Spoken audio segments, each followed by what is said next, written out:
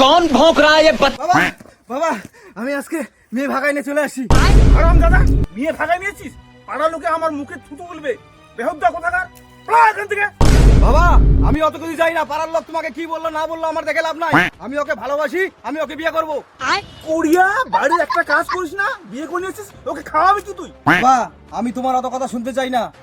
আমার ভাগে যা সয় সম্পত্তি আছে তুমি আমার নামে করে দাও, আমি বাড়ি থেকে বেরোয় চলে যাচ্ছি। আরামদাদা ছিলে, আমি জানতাম তুই এই কাজটা করবি, ওই জন্য যা কিছু জায়গা জমি যা আছে সব কাজের লোক রামুর নামে করে দিলাম। বাবা কোনো ব্যাপার না, তুমি থাকো তোমার সম্পত্তি নিয়ে, বেবি চলো। ये क्या है? आय?